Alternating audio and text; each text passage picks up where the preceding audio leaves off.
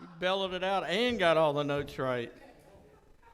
Wow, that was awesome. Thank you, Sheila. You can skip today's service because this ain't for you, apparently. That was nice. That was real nice. So we've been talking about more than me. And I tell you, I don't think this...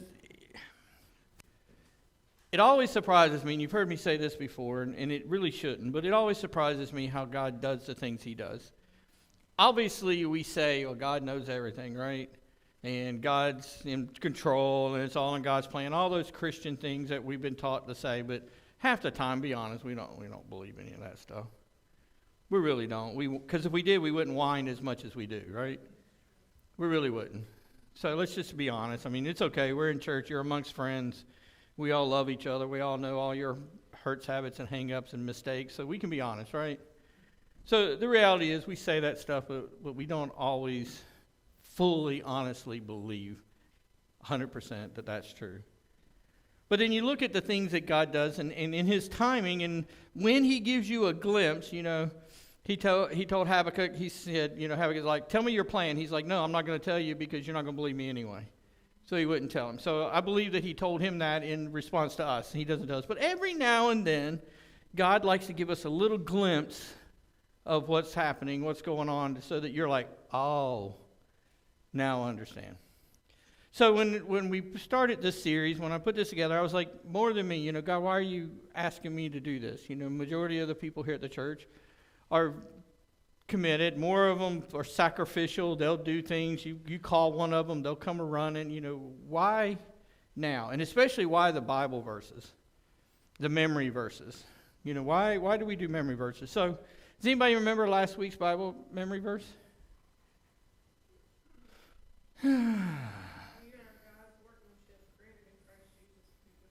So somebody left their notes in their Bible so they'd have it this morning to answer the question. But did anybody actually have to pull on that this week? Maybe you couldn't pull the actual verse, but you pulled the content of the verse, the idea of the verse this week. You know, this week that we're going into, last week was bad. This week we're going into is going to be worse. I'm just going to tell you, it's going to be worse. It's going to be a worse week. The world's going to be, in the United States especially, it's going to be turned upside down for the next 24 hours. And then the next 48 hours after that, it's going to be filled with a whole bunch of mess. That's just the reality. As we keep moving, every year gets worse and worse. Every election gets more nasty, more violent in its behavior and the way people think, the way things act. So this is going to be a trying week. Your faith is going to be tried. Things are not going to come out the way you want them to be. And you're going to have to say, is God really in control? Is he really in control of what's going on? Your friendships may be challenged with some people as they're either frustrated or gloating because of the outcome of something that happened. You're going to have issues, concerns, fears. You're going to have a whole lot of things go on this week. It's going to be a time that you're going to be able to prove to people your faith by your response to things, how you're going to act. So this week alone is going to be a challenge for you to put yourself aside and say, okay, what did Christ do? How did he respond to these things?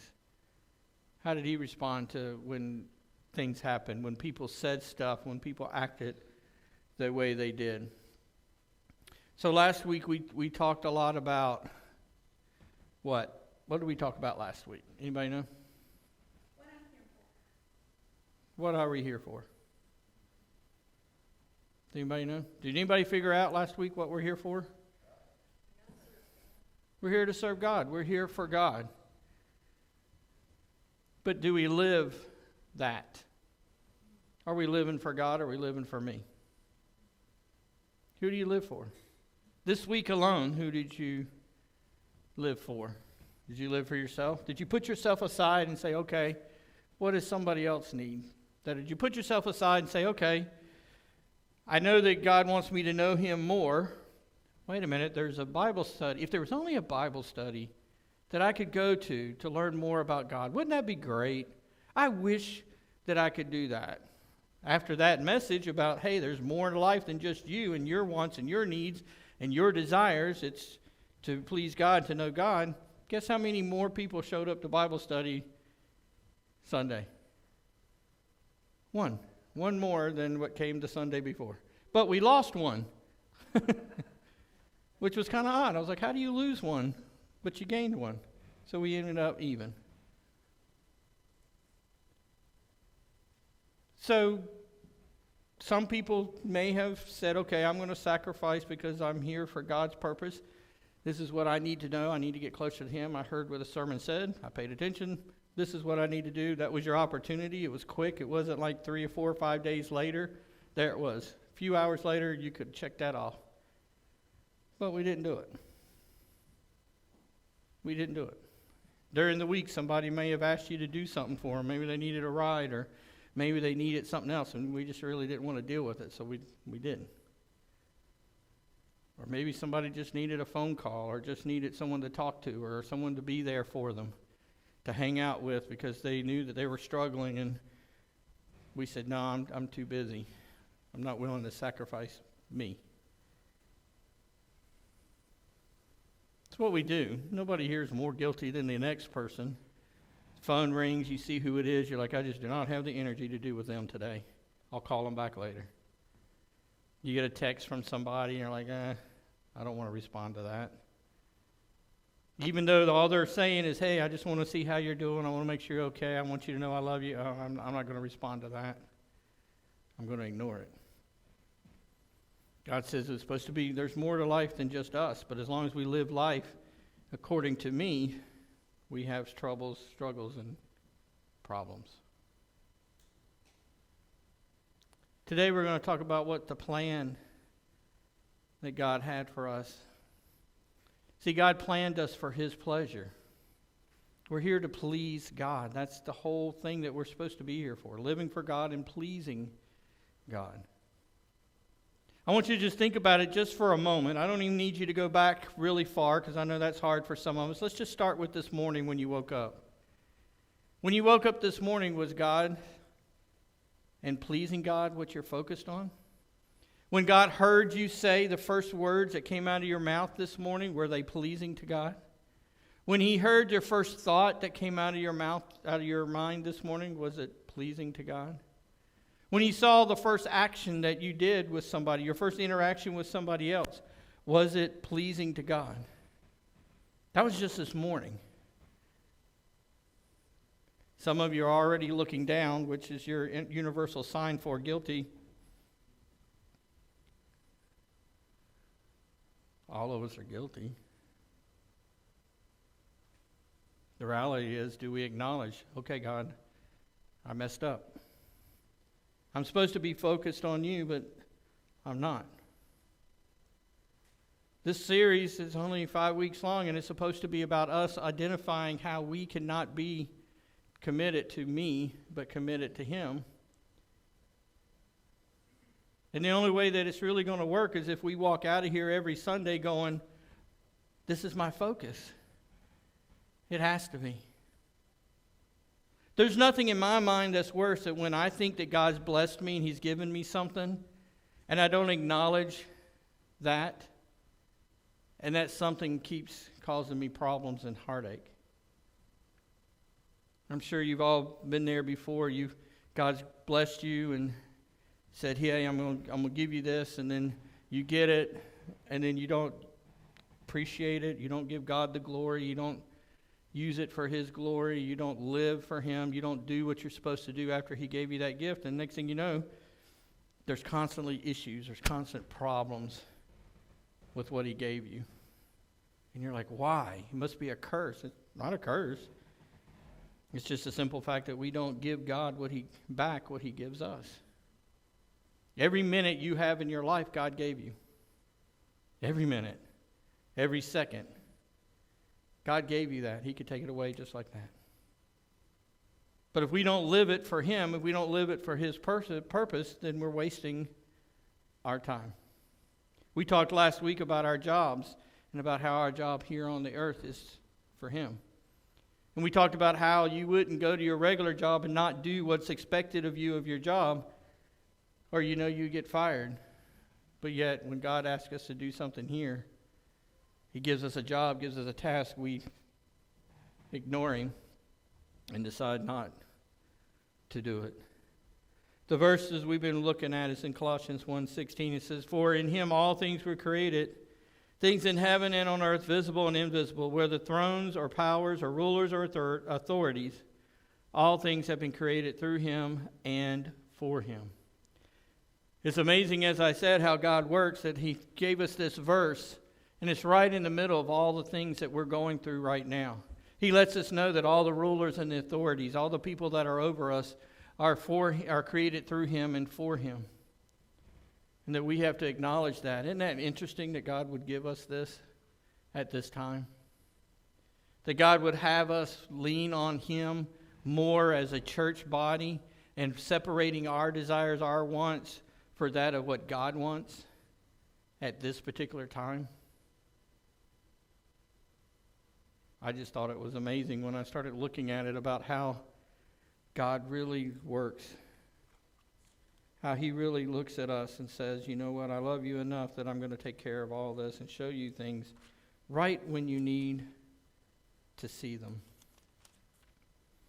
Revelations 4, verse 11, He says, "You are worthy." These are the 24 elders. They had come who sit on the throne, and they've been worshiping God. And they lay down their crowns at His feet. And He says to them, "You are worthy, O Lord and God, to receive glory and honor and power. For you created all things, and by your will they were created and have their being." Another version says, "For your pleasure that they exist and were created." See, guys, we were created for God's pleasure. Our focus is supposed to be on pleasing God. But what is our real focus? What is it we really, really want more than anything else? Oh, I want to be happy. Oh, I want to be rich. I want to be healthy. I want to be successful. I want to be this. I want to be that. Is any of that what any of these verses talk about? Our answer should be, I want to be pleasing to God. I want Him to look down at me and say, well done. Good job. How you doing? Not focused on me. See, my first purpose in life is to love God back. To love God back. That's our form of worship. I told Sheila she didn't need to be here because we're going to talk about worship today. We're going to talk about worshiping today.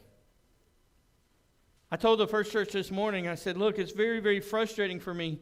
I said, because worship is about me acknowledging and giving God something. It's not about God giving me anything. There is a side effect to me worshiping God. There is a side effect to me giving God what He asks of me, and that is that I get drawn into it and I get overwhelmed with it too.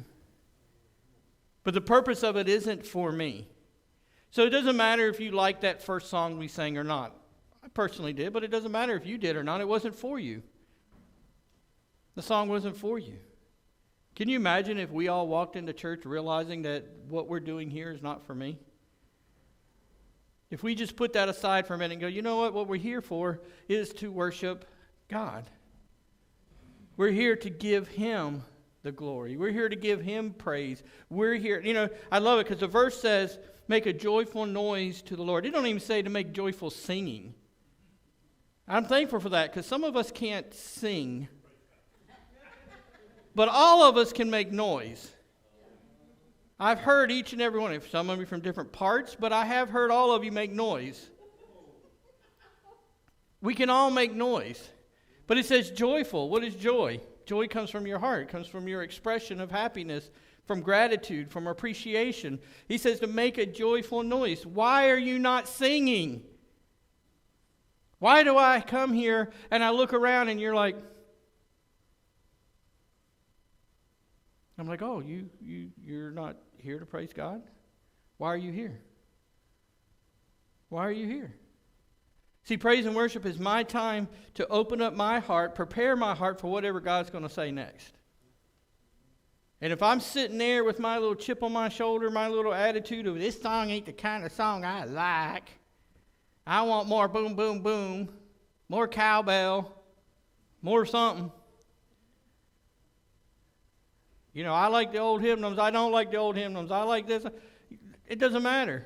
We should be able to pull out one of those old hymnals over there and have the same expression, same attitude, same passion coming out of it as if we pull up one of the newest songs that you think is the greatest ever. Why can't we? Who's that song about? If you can't sing it that way. It's about me. It's all about me. Churches get divided because of me, not because of God. There's not been a church that I know of. I'm not saying it can't happen. I've never sat down and heard a church that got divided or broken up because of God. It's always because of somebody's attitude and someone didn't get what they thought they deserved to get. I didn't get a voice on what song we select. I didn't get to be in the Christmas pageant. I didn't get this. I didn't get that. The parent, it's just like being in school. The pastor didn't pick me, so I'm leaving. What is it supposed to be about? What are we supposed to be here for? God. We're here to please God. That's why you're here. That's the only reason you're here. Any other reason, I don't feel sorry for you because you're missing out. We're missing out. But that's what people say. Well, I went to that church and I left because I didn't get what I wanted. Did you give them? Did you give God all of you while you were there? Look at Mark chapter 12, verse 30. And we're going to use this verse quite a bit, but I want you to hear it. You've heard it before, but I want you to hear it differently today. It says, love the Lord your God with all your heart, and with all your soul, and with all your mind, and with all your strength. Anybody hear that before? How many people think they could probably quote it once I started it? How many people's like, yeah, I know, all my heart, all my whatever, this and that, whatever, right? How many people thought they could say they could almost have quoted it when I started it? Nobody? I don't see any hands. I see Hod's hands. No hands. No hands. Okay, there's a hand. Good. I got all nobodies. Where's the somebodies? There's no somebodies in here, right? It's all about me. No, there's no somebodies. All nobodies. He says, love the Lord with all your heart and with all your soul and with all your mind and with all your strength. What's left?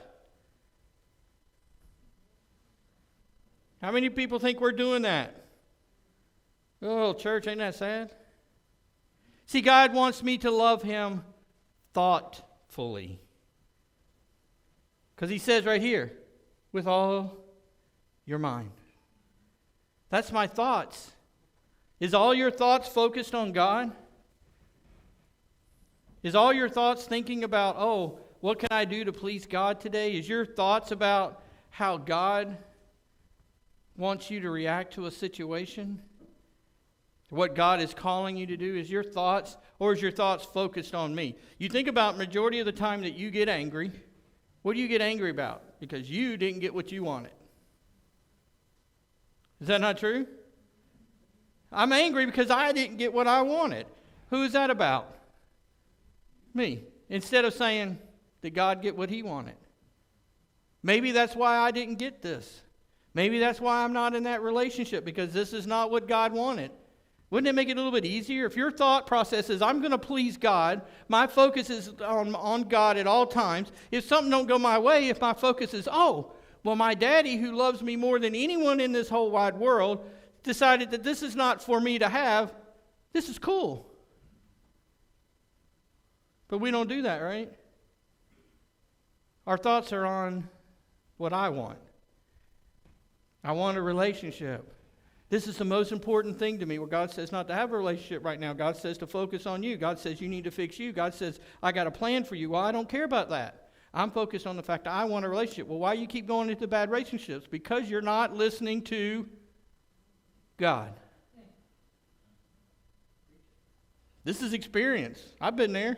Some of you, obviously Daniel's been there. He's telling on himself. I'm not telling on Daniel. If he hadn't have said preach it, I wouldn't have said a word. But Daniel just said it.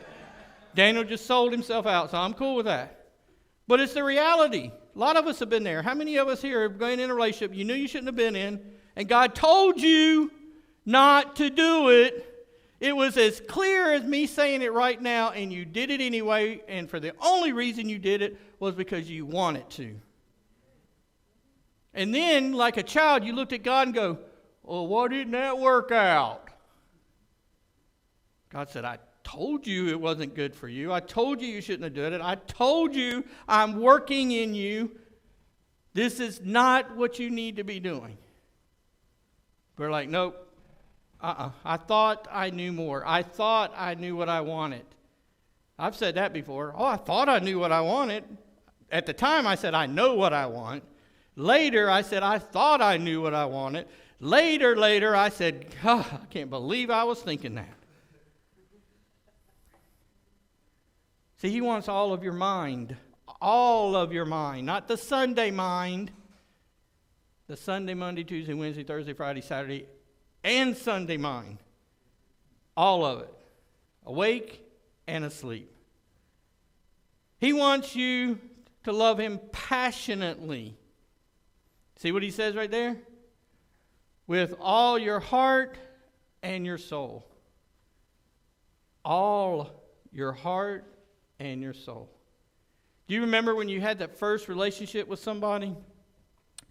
How you couldn't wait to see them, how you couldn't wait to talk to them, how you would move mountains to get to them. I mean, back in the old days, people would talk about how they would walk 2 miles in the rain, the storms, the snow, the whatever, just to see that gal because she was so purty. They would do whatever it takes to be there, and then you would do whatever it took to make them happy just because you wanted to see them smile, because God knows they had a pretty smile. All 3 teeth were just clean and shiny, and it was pretty. That was from West Virginia. You guys probably don't understand that one, but anyway.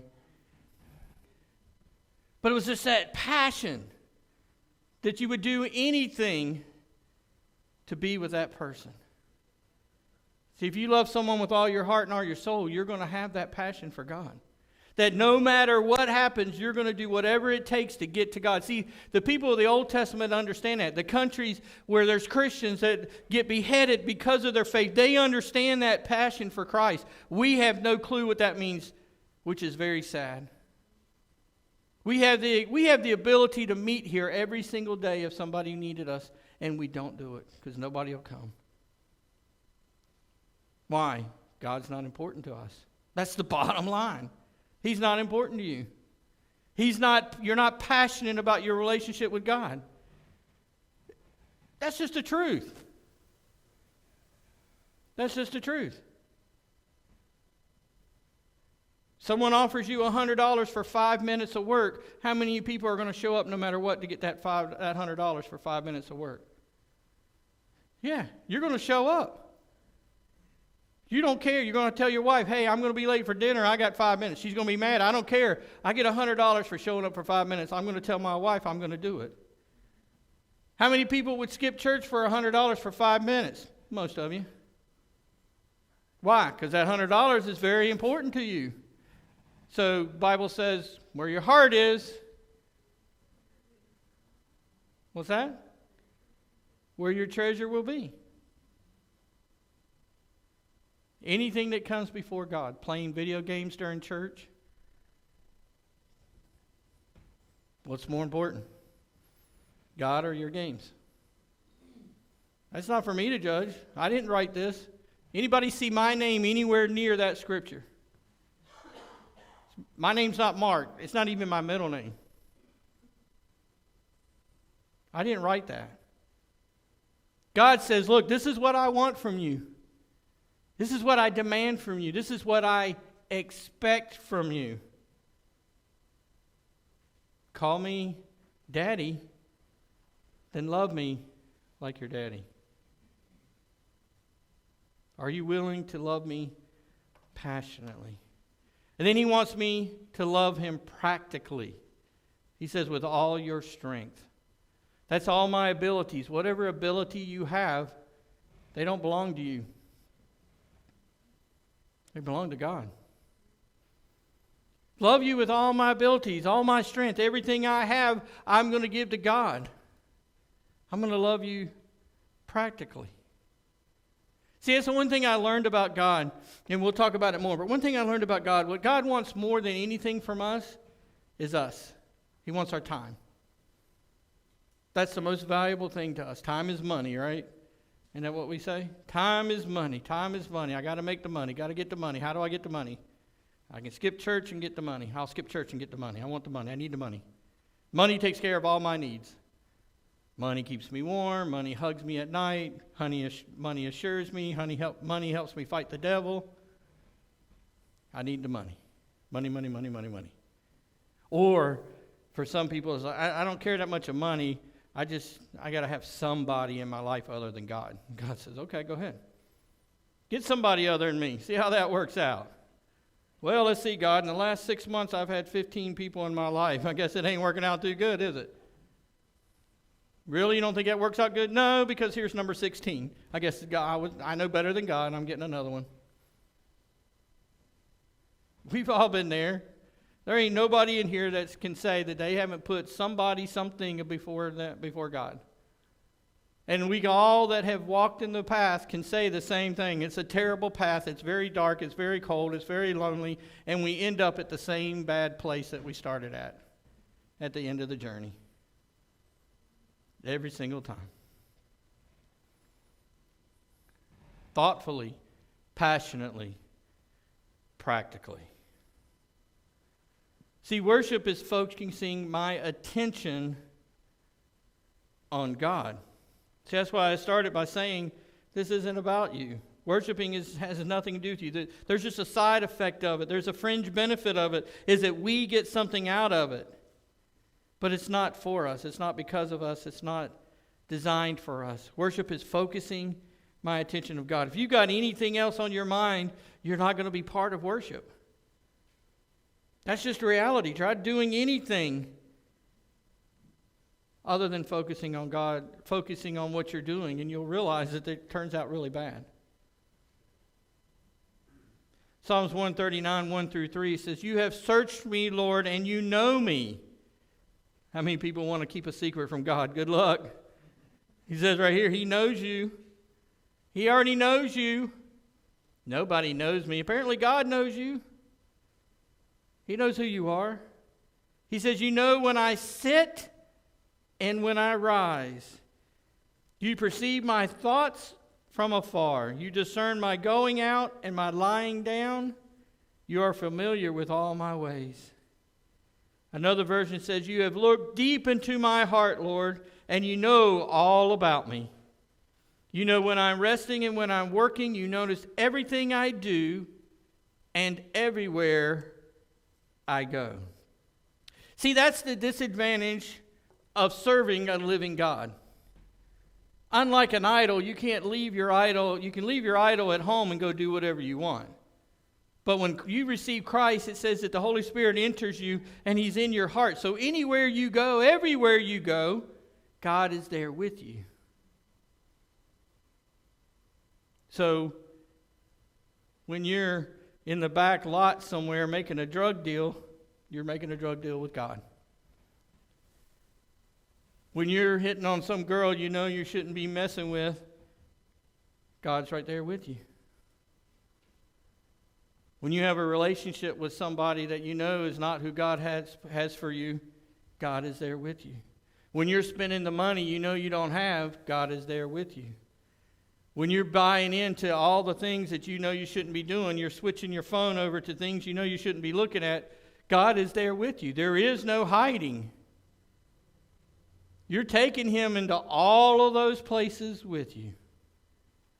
Everywhere you go. Shun made a very good statement the other day. He said, the way I look at it is if I can't take my kid there, I shouldn't be there. Would you take your kids to some of the places you went this week? Some of the places you went last week? Would you let your kids see your phone with some of the things you were watching, some of the things you were looking at? Would you want your kids repeating the things that came out of your mouth this week? But God's with you. You don't want your kids to hear it, but it's okay if God hears you say it. It's okay if God sees it. It's okay if God sees it, hears it, feels it. He says, "I'm with you. You're with me no matter where I'm at, no matter where I'm going. Here's David acknowledging, the same guy that had all the issues that he had. He's acknowledging, look, there's nothing I can do. There's nowhere I can go. There's nothing that you don't know about me. You want all of my attention on you. You know, guys, I'm going to be honest with you, and I know this may come to a shock to those, but I'm not perfect. I'll let you guys take a minute to let that set in, because I know it's not easy to swallow, but I'm not perfect. But one thing I do is I try to learn things. I try to evolve. I try to listen. I try to pay attention. And one thing I know for sure is my wife doesn't care a whole lot about presents. Now, don't get me wrong. If I forget her birthday, it's not very nice at my house. But she's not big on gifts. You know, it's easy to buy her things, you know, because it doesn't matter to her. And that's how she looks at it. It's easy to buy something. So that's not of what's valued to her. What's valuable to her is time being spent with her. She wants my time. And see, I'm a multitasker. She says she is too, but I'm a because I got so much to do, so I figure if I can do more than one thing at once, then that is good, right? You don't do that with Crystal. You focus on Crystal. See, me, I'm thinking, oh, you want some quality time for me? Great. Let's go out and tinker on the motorcycle, and you can sit there with me. We're spending time together. Does that, every guy's like, yeah, that makes sense. She's like, no, that does not make sense. But that makes sense to me. We're there together. It's just us. The bike's there. Let's spend some time together doing that. No. She wants that quality time. Just me and her, just focused on her. But then I realized that if I have my phone there, and this is not like something I just did all the time. I'm telling you, remember I said I realized? I'd have my phone there. If my phone's laying there face up where I can see the screen, guess what happens? I have a distraction. So somebody sends me a message, something happens, my screen lights up. I got smarter. I started out doing this with my eyes, and then I would turn my head, and then my head would drop. So it was 3 phases of working towards trying to get away with listening to her and looking to see what's going on my phone at the same time. You guys know that whole thing, the guy that wrote Peanuts, when he did the teacher going wah, wah, wah, wah, wah, he was writing what happens when he hears his wife talk to him when he's doing something else. Right? Because that's what happens. That's all I hear. I hear her voice. I know she's still talking. I have zero clue what she just said. Zero. So finally, she gets up and walks away. And I become upset with the fact that I set aside time to spend with her and she's getting up and leaving. And then I'm like, what did you say? Forget it. It doesn't matter. No, it's important. Tell me. No, apparently it's not. And she goes walking away. She's mad. So what I've learned to do now is when she starts speaking to me, and some of you may have seen me do this, when she goes speaking to me, the first thing I do is I turn my phone upside down. Because I know now I should be mature enough, strong enough, all those things to have my phone sticking straight up and ignore it. Right? But I know I'm not. And I'll tell her it was important. But so what do I do now? You can ask her. When she starts speaking, my phone gets turned upside down immediately. Because I know if I don't, I'm not going to hear what she says. And if I don't listen to her, then I've not given her what she's asking of me, which is my attention. That's the most important thing. God is saying the most important thing I want from you is you to pay attention to me. I can't hear God. Well, I couldn't hear my wife either because I was focused on everything else. As soon as I put everything else away, I could hear clearly what she was saying. And guess what? It made life easier for me. I knew what her expectation was. I knew what she wanted me to do. I knew what she needed me to do. I knew what she was talking about. There was no need to repeat. Life was perfect. But as long as I focused on something else, I couldn't. That's why he says about thoughtfully with all my mind. My attention has to be on God. Look at Matthew 6, verse 6. He says, but when you pray, go into your room, close the door, and pray to your Father who is unseen. Then your Father who is seen, your Father who sees what is done in secret will reward you. the Message says, here's what I want you to do. Find a quiet, secluded place so you won't be tempted to role play before God. You guys sound familiar from yesterday's conversation? Just be there as simply and as honestly as you can manage. The focus will shift from you to God, and you will begin to sense His grace.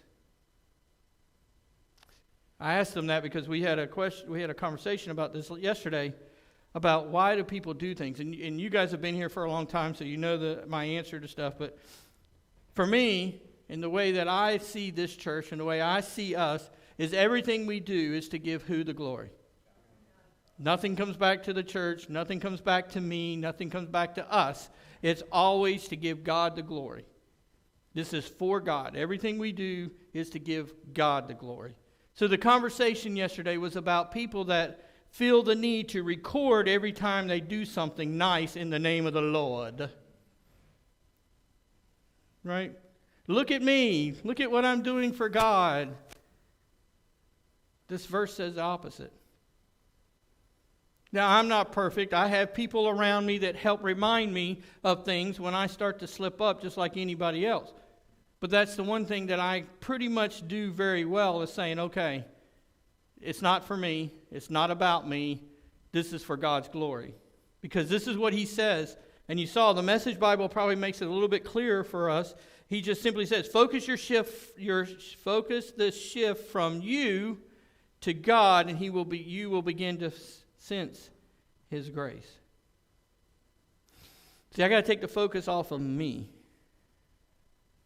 I have to take the focus. When I pray, I don't need to be praying. I don't need to be doing things in the name of the Lord for people to see it. I need to be doing it for God to receive the glory of it.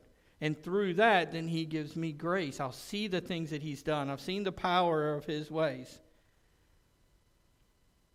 See, it gets frustrating sometimes when you do things in secret, right? People don't give you a pat on the back. People don't reward you. People don't tell you what a great Christian you are, or what a great church you have, or what a great pastor you are. See, we want that, and I understand that. Obviously, God did too. He knows that that's what we want. But that's not where our attention. He says, all our mind, which means everything we do it for the glory of God. All our focus is on God. I get frustrated. Sometimes I think it doesn't work. What we do here doesn't work. And I'm like, maybe we need to do it differently. But then things like this Sunday comes up and I'm like, no. Or things like last Thursday when we did the prayer visual and two guys who have nothing to do with the Christian walk at all walked into this church, or three guys, for the prayer visual.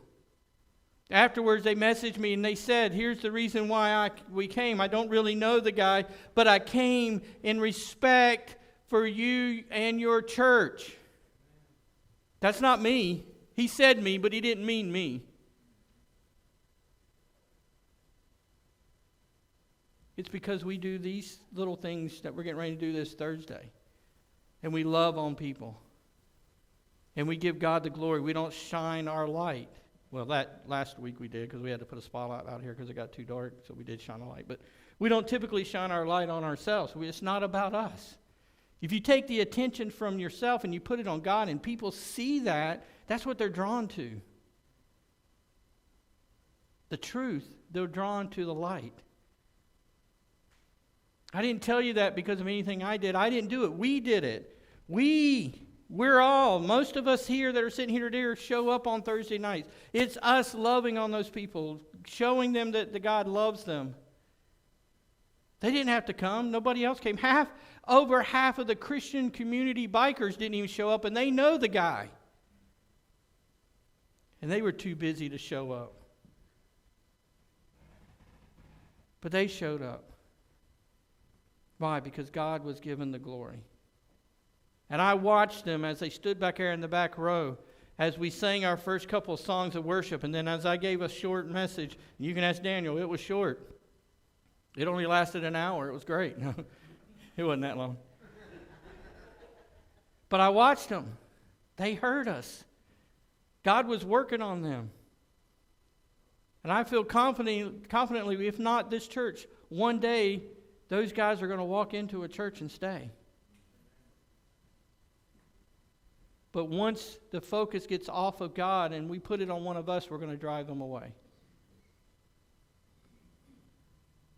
The attention has to be honest, and it has to be on God. Don't do things for yourself, guys. Don't do things for your own glory. Don't do things to have me or someone here at the church or someone on Facebook lift you up. Do it, and do it for God and God only, and you will see His grace. Don't take my word for it. It said it in the Bible. You can read it for yourself. Don't get me wrong, guys. I know for a fact, and I've said it more than once, the devil pays well. And you'll see people that do that succeed what we think they succeed in life. But when you get down, especially if you know those people that you see on Facebook and you think they're doing great, if you know them, you know their life is messed up. You know their struggles. You know they have demons. You know that every time it looks like things are working out for them, in the background they're not working out for them at all. They're struggling. They're hurting. And they're doing it all thinking that it's working out, but it never does.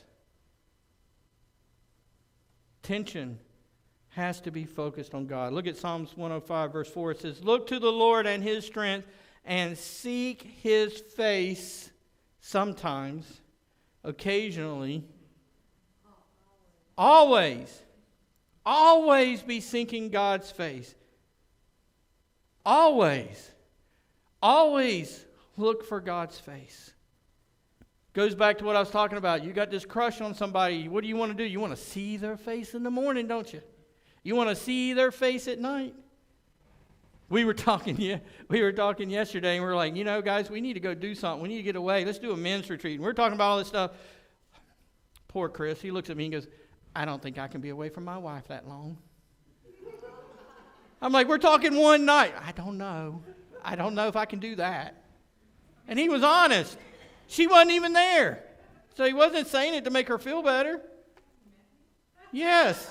I'm like, a week at least you can go away. No, I'm just kidding. But yes. He was like, I gotta see her face. I'm like, "You got a camera in your room? You can watch her all you want."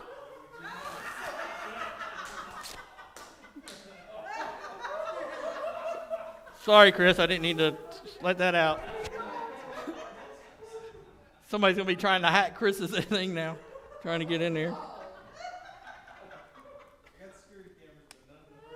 Okay, well. Thank you for that clarification. There's no cameras in Chris's room or Lisa's room, so I guess that's why. But the point is just the same thing. What if we took that same thing that Chris just said? I cannot do this. I cannot go away because I've got to see Lisa's face every single day, every morning, every night before I go to bed. I got to. I can't go hang out with you guys at night. I can't go stay the night somewhere because that's that most important thing to me is to be able to see her face. What if that was your attitude towards God? Nothing else matters but seeing God's face. Nothing else matters than seeing His face happy with me. Maybe some of us don't want to see God's face because we know what the face is going to look like. Kind of like coming home with a bad grade. You remember that? Or coming home when you got in a fight at school and you got suspended. Or coming home because you were late and you know you were supposed to be home at a certain time. Or whatever it is, you're like, "I do not want to see my mom's face. I do not want to see my dad's face. I want to go straight to my room.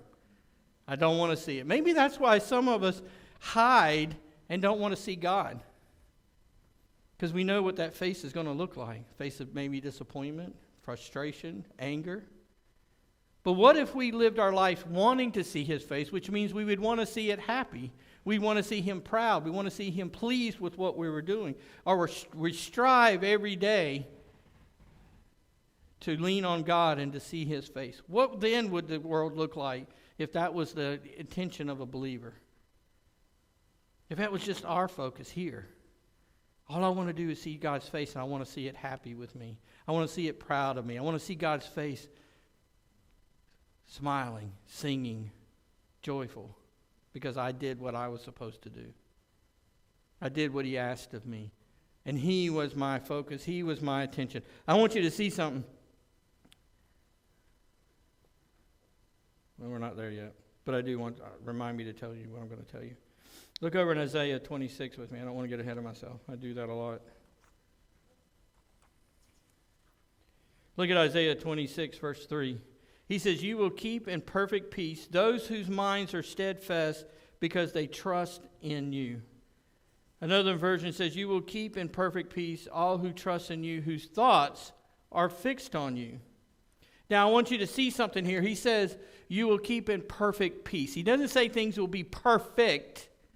He said you're going to be at perfect peace with whatever happens. There's two examples that I know we've talked about in the Bible that comes to mind for me as a believer, because he never says you're not going to have issues. You're never going to have problems. He doesn't say there's not going to be storms and things come up in your life. He just says that you're going to have perfect peace.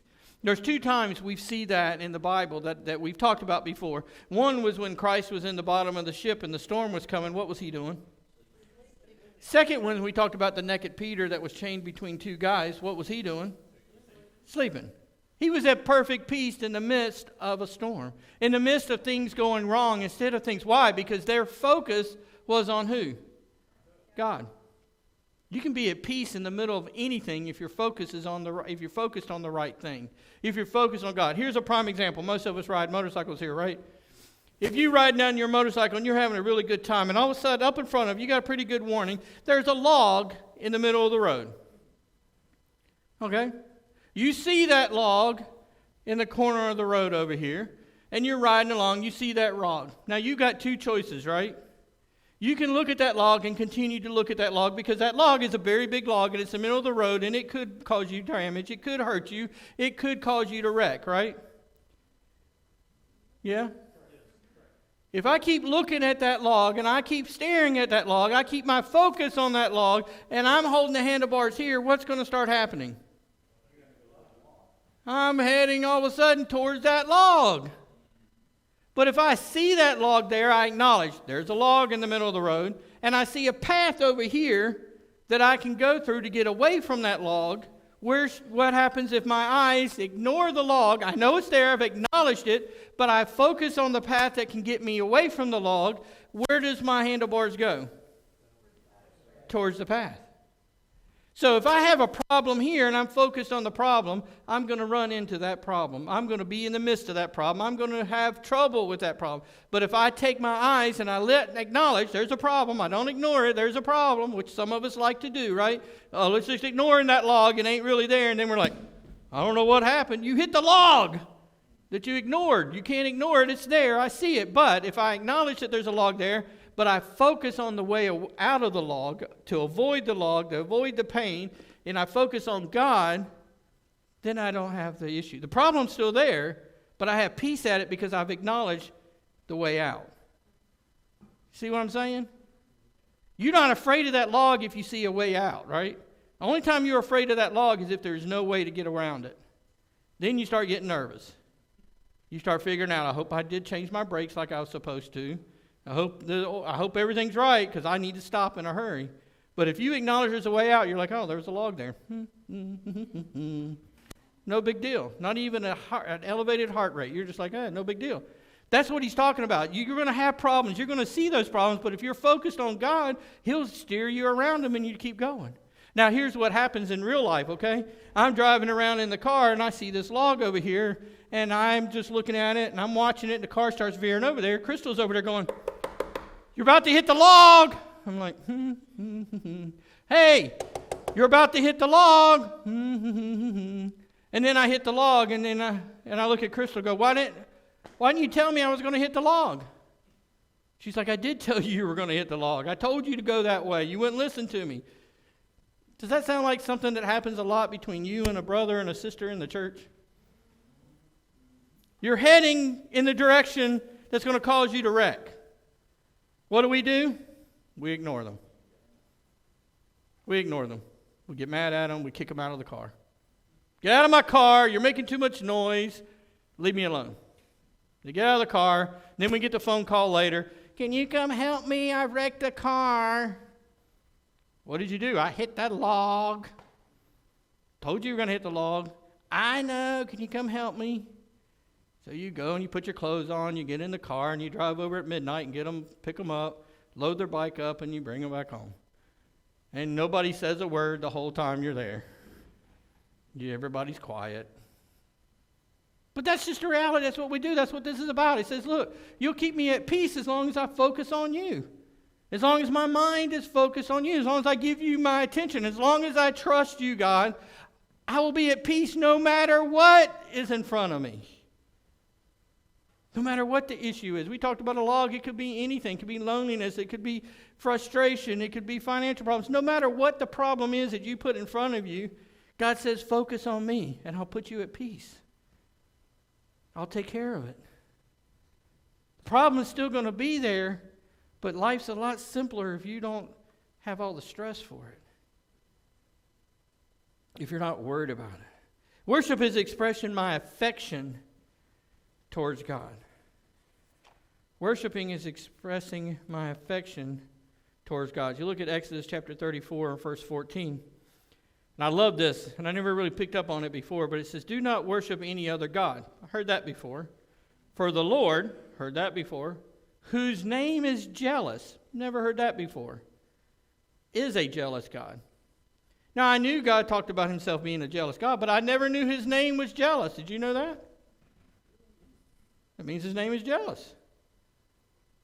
God's a jealous God. He doesn't like when you do something else. So if you're putting all your attention on something else, all your affection, all your love in something other than God, guess what happens to that thing? God says he's jealous. What happens to a jealous boyfriend or girlfriend? What do? They gripe, they complain, and then next thing you know, your car's got keyed, your tires got flattened. It's amazing how a 95-pound southern girl can tear up a big old truck in a heartbeat, ain't it? What about it, baloney? Oh, does that mean you're full of baloney? He says, I'm a jealous God. I want your affection. I want your love. I want you focused on me. You're wondering, hey, I go to church on Sunday, and that's the only time I pay attention to God. Why is my life not perfect? Why am I always having still these problems? Why do I have all these issues? Well, God right there says, look, I'm jealous. If that's all you give me,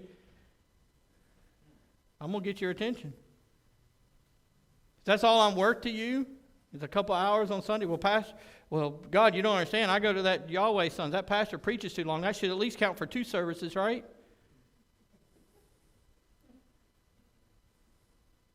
God says, I'm jealous. I don't want 2 hours a week from you. I want your life. I want all of your time. I want everything. I gave you everything. I want everything back. Everything. Look at 1 John with me. Chapter 4, verse 19. It says, we love because he first loved us. We love because he first loved us. Can you say that that's true love? I'm sure almost all of you had some time in elementary school. Do you remember when you found some girl you liked and you pulled out a little piece of paper and you wrote on there, I love you, do you love me, yes or no? And then if she sent it back saying no, you were like, I really didn't like her anyway. Your love was dependent on whether she loved you or not, right? You didn't send it back to her and say, why not? What can I do to make you love me? You're like, oh, I didn't really like her anyway. But that's what you said. I didn't really care about her. Or I didn't really care about him. Like, ew, he's gross. You said no, and you're thinking, that guy's gross. Why in the world would he send? I hope, get him to love somebody else, not me. The guy's over there feeling rejected, and the girl's over there telling her friends and laughing about it. He's gross. He eats his boogers. But see, it says God loved us. We love God because he loved us first. He sacrificed for us first. He did everything for us first, regardless of our love for him. So he says, okay, look, I did all this for you. I expect you to love me back. I give you the choice. I give you the right, but I do expect you to love me. I expect you to give me all of your affection. Give me all of your love. Look at Hosea chapter 6, verse 6. This is where I said I had to stop for a minute.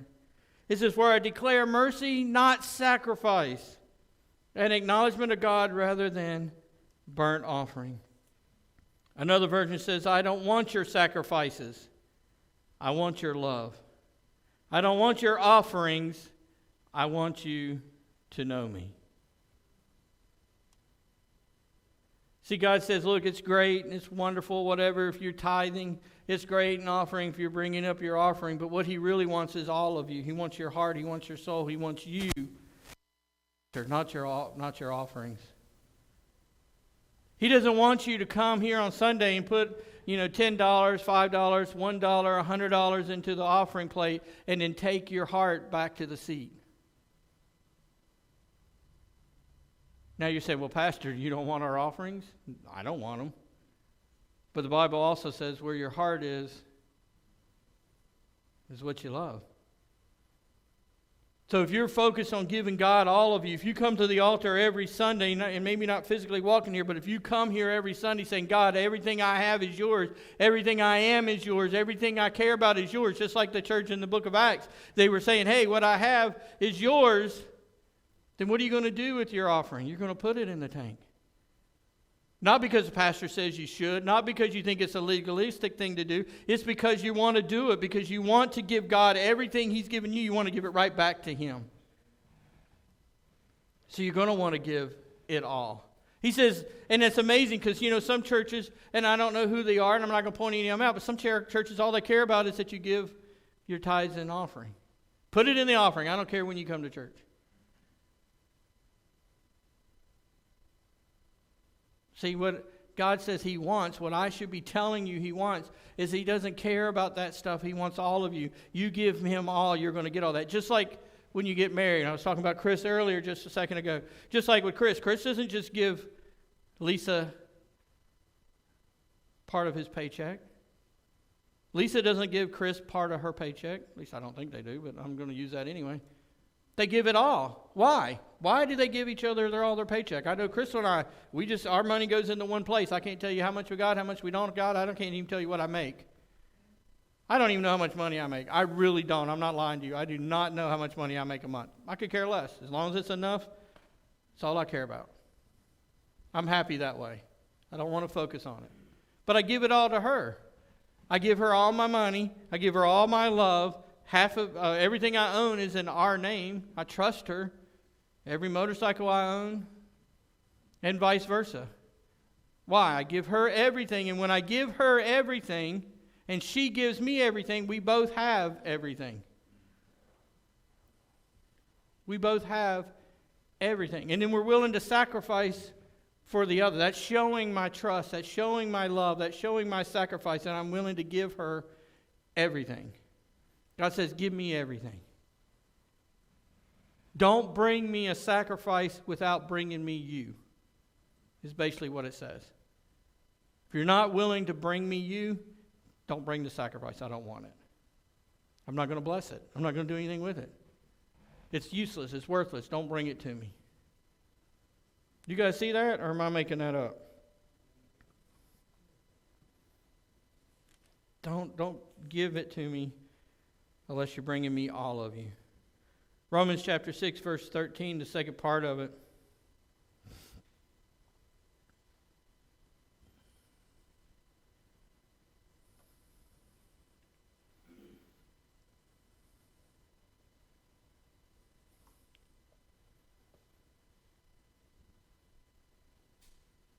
It says, whether you are, wait a minute, that's the wrong verse. It says, rather offer yourselves to God as those who have been brought from death to life, and offer every part of yourself to Him as an instrument of righteousness. Another version says, give yourself completely to God since you have been given new life.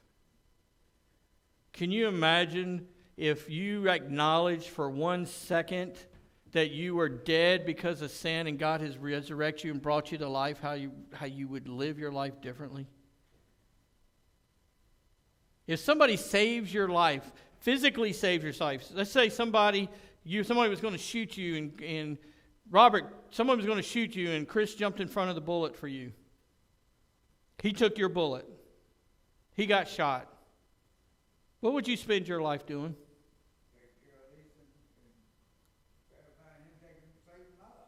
Yeah, you would want to repay him for saving your life. Okay? Let's say that it happened that Shun did it. Shun jumped in front of the bullet for you instead of Chris. What would you do?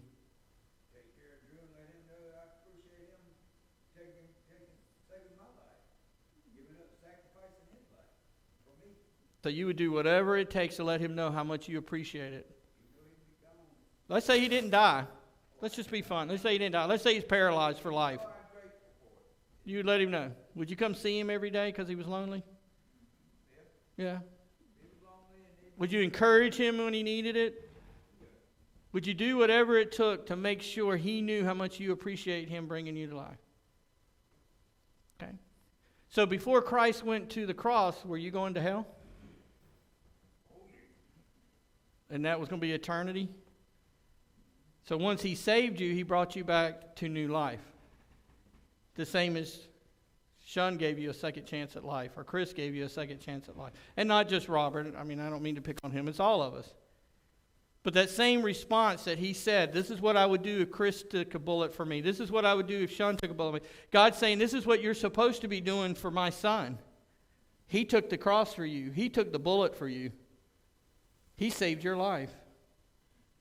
Why don't we live every part of our life like that? Why don't we express that to God? Why are we not telling God, hey, look, I understand. Understand what that means. And that's what he's telling us. Is look, we're supposed to live our life as if we've been brought from death to life and offer every part of myself to God as an instrument of his righteousness or of righteousness. When are we going to start doing that? So God says, I want all of your affection. I want all of your love. I want you to care about me. I want you to give me everything you got. Because you know what? I gave you everything I have. I gave you everything that was important to me. I gave you everything that was precious to me. I gave it all up for you. All I ask is for you to give me back what I gave you. He wants you to worship by using all of my abilities for God. Use all of my abilities for God. Colossians 3, verse 23, he says, whatever you do, work at it with all your heart, as working for the Lord, not a human master. Another version says, whatever you do, work at it with all your heart, as though you were working for the Lord and not for people. You know, we're in a society now where it's common practice for us to complain about the jobs we have. Do our work halfway because, you know, our bosses are stupid. They don't know as much as we do. They're ignorant. They don't know how to do their job. They even own the company. They started their own company, but yet they're dumber than me who's been working there for a month. That's the new attitude that we walk around with now. But he says, look, do whatever you do, wherever you work at, no matter what it is you're doing, and you're doing it as for the Lord. That's why you're doing it. Why does he want us to do it for the Lord? Why do we want us to work that way? One is it brings pleasure to him, but think about what the testimony is that you're able to bring to someone else. If you're not griping and complaining every time the boss asks you to do something, think about what the testimony you are, because you're going to be different. You're going to look different than everybody else. What about every time somebody's griping and complaining, you're too busy working to listen to them when they're talking bad about the boss or the company or something? You're just too busy. They're like, why are you working so hard? Because God told me to. He told me to work hard for his glory, not for so-and-so's glory or boss's glory, but this is for God. I got to do this. God told me to. You're like, Charles, you're crazy. Pastor, what's wrong with you? I'm just reading verses, people. You see that? I'm just reading verses. I'm not making any of this up. I'm not telling you what you should and shouldn't do. All I'm doing is reading verses. Does anybody else's Bible say anything different other than what this verse right here says in this screen? This isn't me. I know it's not the new thing to tell you guys that, you know what, you don't have to do that. But this is in here in Colossians. We learned in Peter talks about it. Remember when we did Bible, Sean was there, Tony was there, and we did the Bible study in Peter. How many times did Peter tell us to do that? Multiple times he chimed in on first book and the second book. He reiterated, look, even if they're stupid, even if they don't know what they're doing, even if they wrong you, Do it for the glory of God. Not for them. Do it for me. Do it for me. Why? Because I did it for you. All of my abilities, everything I do, has to be done for the glory of God. Now, there ain't nobody here, including me, that can say every single day I do a job for my work that I'm doing it for the glory of God. I fall short of that. I can tell you right now, there's days I am exhausted, I'm tired, and I just give them what they need me to do to get that day over with. It's not right. I'm not going to say it's right. I'm just going to tell you it's the truth. It's what I do. But I tell you, my day is a lot better when I change my mindset, which I don't do all the time, but when I do change my mindset of thinking, oh, God's sitting here watching over my shoulder when I'm doing this, maybe I should act like I know what I'm doing and do my job.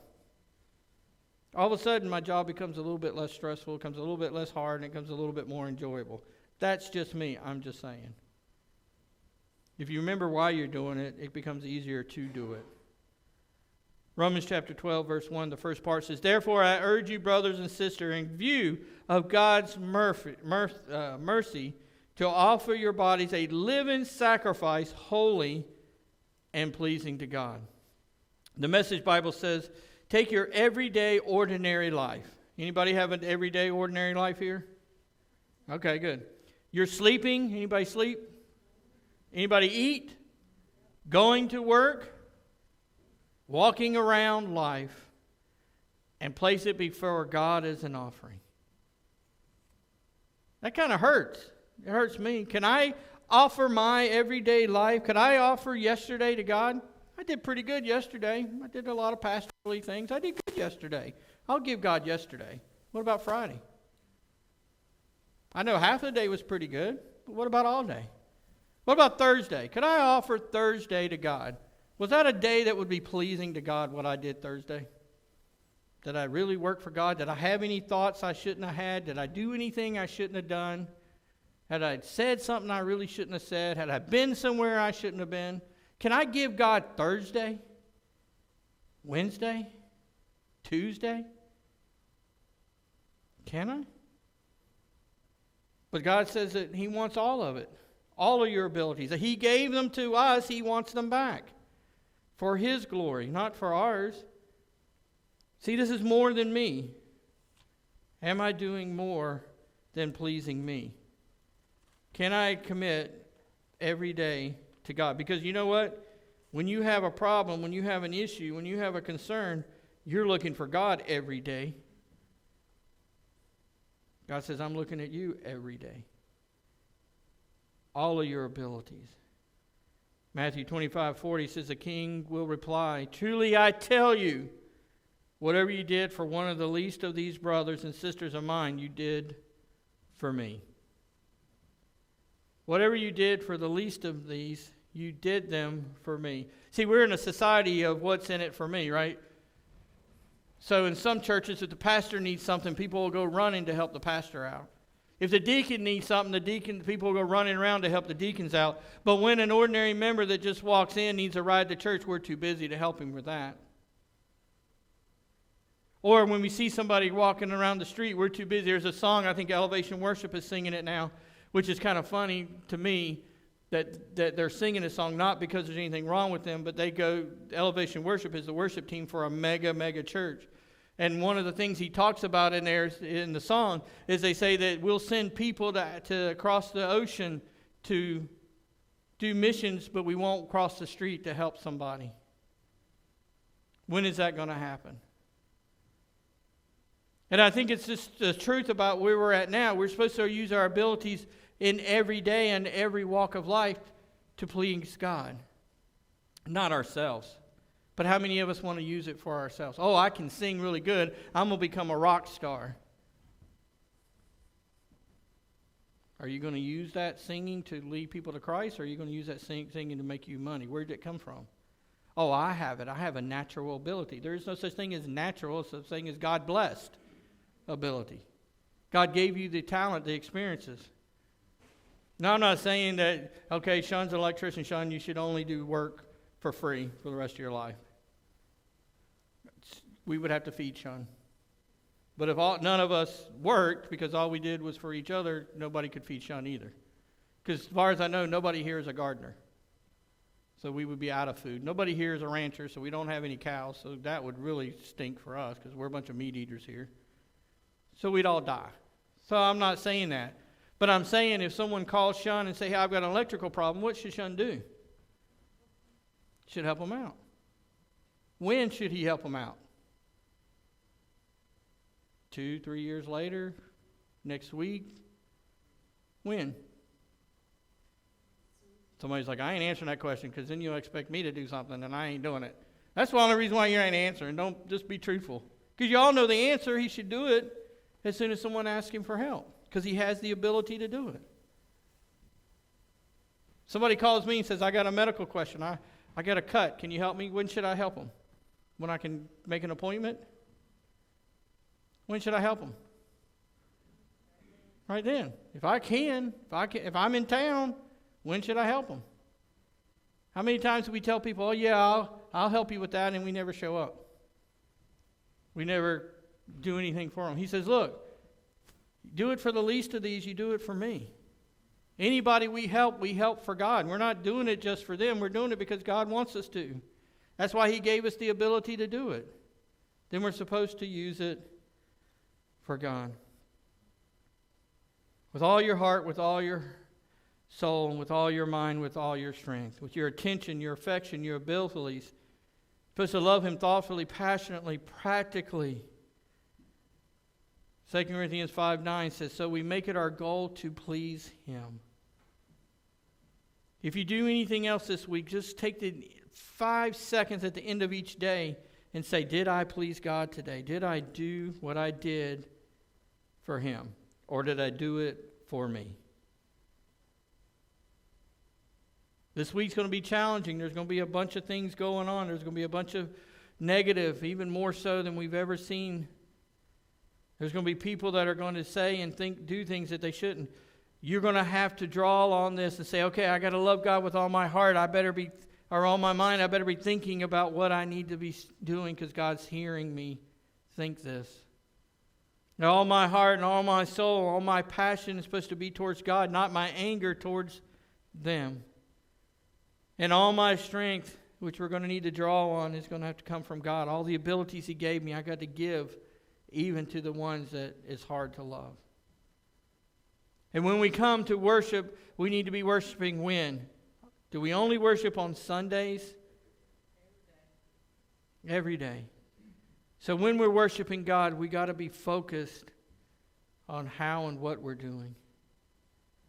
Mark 12:30 is your memory verse for this week, and I think it's very appropriate that God gave this to us. He says, love the Lord your God with what? All your heart.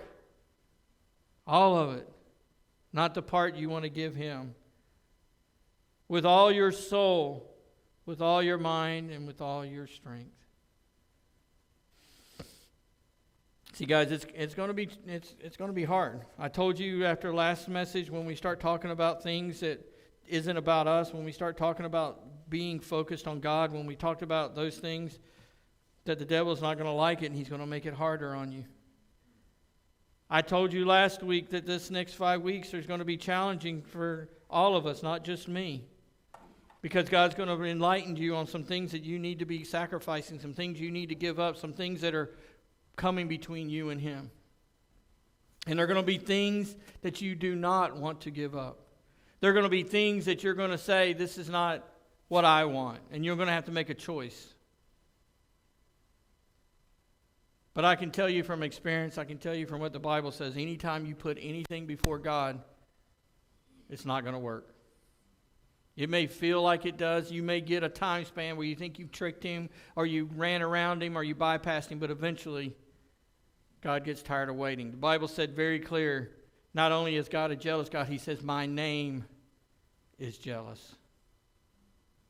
My name is jealous. All your heart, all your soul, thoughtfully, passionately, we got to be thinking about God. Are you going to do it this week? He now knows you know. You know, the Bible says that God wants you to know him. He said he's waiting to tarry so that no one should perish, that everyone would know Jesus said, hey, if you want to be my disciples, one of the things you got to do is teach them my ways. That's what we've heard today. That's what God shared with us. Are you going to think about him? Are you going to love him passionately? And are you going to live practically through his teachings, through his word, through his things that he's blessed you with your abilities? Or are you going to give them back to him? Or are you going to hold on to them and be selfish?